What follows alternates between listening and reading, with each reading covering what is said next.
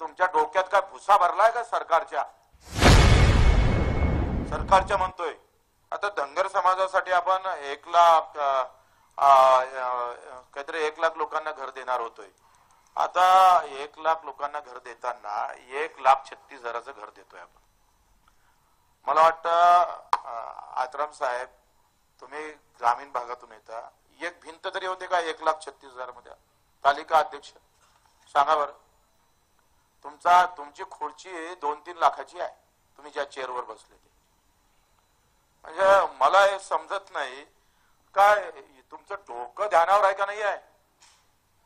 म्हणजे तुमच्या डोक्यात काय भुसा भरलाय का सरकारच्या म्हणतोय. मला एक सांगा का 1.25 लाखात घर कसं होतं? 1,36,000 घर होते का गुलाबराव? मग का बोलत नाही तुम्ही?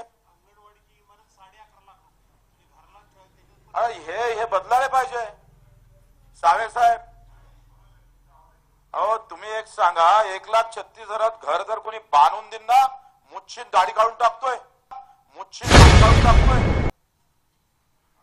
कोणी असन तर सांगा मला. हो सिंगणे साहेब, मग तुम्ही बोलत का नाही ते सांगा. 1.5 लाख दिले पाहिजे. शहरातल्या लोकांना 2.5 लाखाचं घर देतय आणि गावातल्या लोकांना 1.25 लाखाचा मताने पाहिजे का तुम्हाला? आमच्या शेतकरी शेतमजुराच्या मताने पाहिजे. म्हणजे तुम्ही शहरात बांधलं तर 2.5 लाखाचं घर, इथे का बोलायचं सभागृहामध्ये? अरे भिंती फुटून जाईल, पण तुमच्या डोक्यात कधी येईन हो? भिंती फुटायला लागली, क्रॅक झाली. ते पाक शिवाजी महाराजच्या खाली क्रॅक होऊन राहिली. बोलता बोलता हे सगळे सभासद बोलून बोलून थकून राहिले. पण शहर वाले को 2.5 लाख और गांव वाले को 1.25 लाख. वाह बे वाह. गुलाबराव तुमचा पाणी पुरवठा विभाग आहे तसाच आहे. टेंब लावायला पाहिजे, टेंब.